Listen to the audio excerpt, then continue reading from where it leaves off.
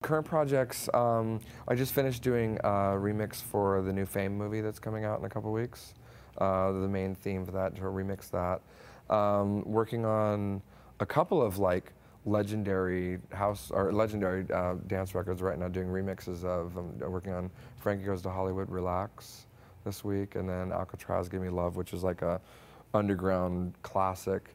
And with a couple, I'm also like mix engineer for another producer in LA, David Kirschenbaum, who's had this long history of pop records, and I'm doing, been mix engineering for a couple of upcoming pop artists that are coming out.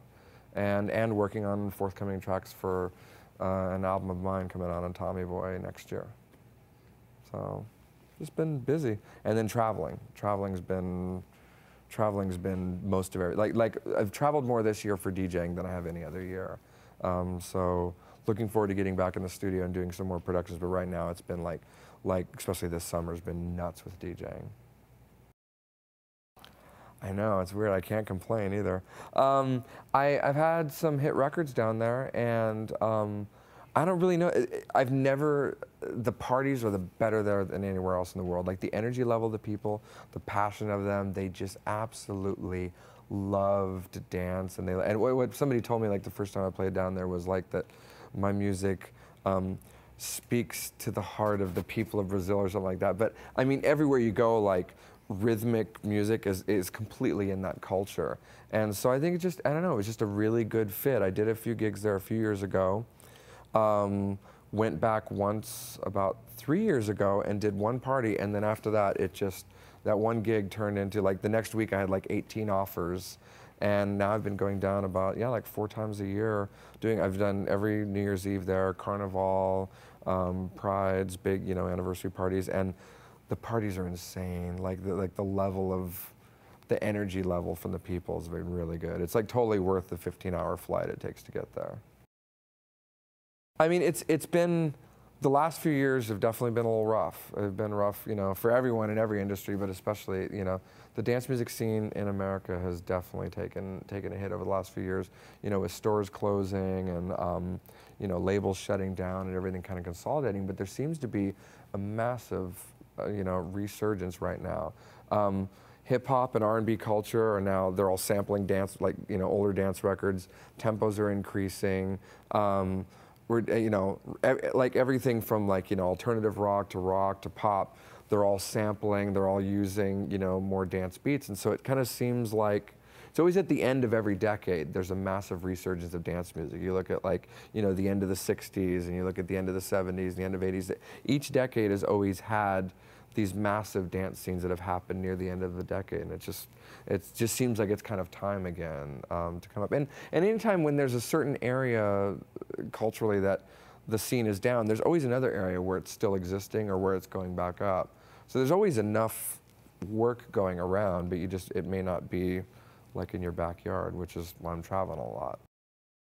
Yeah, I still have over 20,000 vinyl in storage. I don't know why, but I can't get rid of them. Like once that passion gets in you for like vinyl, if you ever, were a crate digger and a collector, like you just can't get rid of them. But it's a complete pain in the ass to have them. But yeah, I transitioned to because of the CDJs. I mean, Pioneer was the first one to really nail it. I used to use, when the Denons first came out, a few people that would have like the little rack mount CD players, and they were okay. And I remember I was at a club, and somebody brought out, a CDJ. That was the 500 was the first one, and it just completely, like the light bulb went off. It was just great. And used some of the earlier ones, but the CDJ 1000 was when it nailed. Like that was the unit that I was like, all right, I'm done with vinyl. I don't miss it at all, because what I liked about vinyl, being able to touch it, maneuver it, manipulate it, things like that, have a physical thing. And that player was just, it's so solid. It just completely changed the way that I've DJ'd, and I think that's about to happen again, just because like everything that I've seen about the 2000, like I'm just so psyched about it, because I don't want to be a laptop DJ. I don't care for, I don't want to have a computer in the booth. I don't like it. And it's not even trying to like keep it real or anything like that. I just don't like the amount of crap that can go wrong with a laptop. I'm in the studio constantly with computers. I know computers inside out. I don't want to have failed drives. I don't want to have computers go down. I don't want to have to like set it up anywhere and look for it. I don't want to have to just deal with it. And I just also don't think it looks good on stage. Like, you know, I've played big festivals, played big things, and I like interacting with people. I like being able to connect with the audience. And I don't want to stare at a screen. I don't like how, like, so often, you know, all the different software that's out there, like the text is really tiny.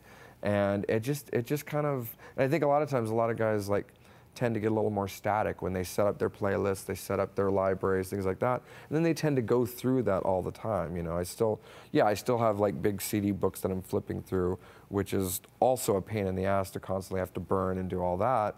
And so I'm looking forward to this because it's like, it allows me to still play hardware, but I don't have to worry about another aspect of hardware, which is, you know, failed CDs and CDs burning and labels getting stuck and all that crap. So it's like, everything I get now is all downloads. Everything I get, whether producers send me their work, I do stuff in the studio, or I'm buying from, you know, Beatport, Tractor, you know, I'm Track It Down in the UK, iTunes, any of those places. That's where I get all my tracks, you know. And to be able to just grab stuff and go, but still play like the way I've played. I'm going to DJ it for a long time. I don't want to have to reteach myself a brand new way of spinning. You know, I know how to do stuff reflex in my sleep, so I can just concentrate on the music and not actually, you know, tactile buttons and crap like that and MIDI controllers, and it's just a bunch of extra crap that's unnecessary. So I'm just looking forward to just like getting my music, plugging it in, it works, and it works with a way that's already been proven and already is the standard. Well, I mean, you know, the obvious things being the fact that I can grab a library from anywhere. So like if I've got a quickie thing and we're in a hotel room and I've just either somebody's given me a track or I've finished a little bootleg on the plane, I can throw it on, you know, on a little flash drive and plug it in. I can have my one hard drive network. So the fact that the players can network to one drive is awesome. So, you know, I've always had duplicate CDs, duplicate vinyls, things like that, because if you want to work 2 copies of something, so if you were to have 2 hard drives or something like that, would be an absolute pain in the ass. So the fact that you can have one hard drive, everything shows up, and it shows up in the same place for up to 4 players, which is amazing, because I use 3 players right now. So the fact I could have one song and I could have like a folder, say with that song, the acapella, the drums and all this stuff, and I could lay it out between 3 or 4 players right away without having to make sure that, oh, I forgot to copy it to another drive, I forgot to copy it in my spare drive or whatever. The fact that you can pull it up anywhere, the fact that I love the fact, just little hardware things, the screen, the display of it, it's great, it's colorful, it's bright, it's gonna look fine in like darkened booths. Because that's another thing, going through your books, whether it's vinyl or things, going through in like, you know, some of the crappiest lighting environments in booths and stuff like that. The fact you're gonna see it regardless of, you know, if there's one dim red light bulb, you're still gonna be able to see your library and get to your tracks. That's cool.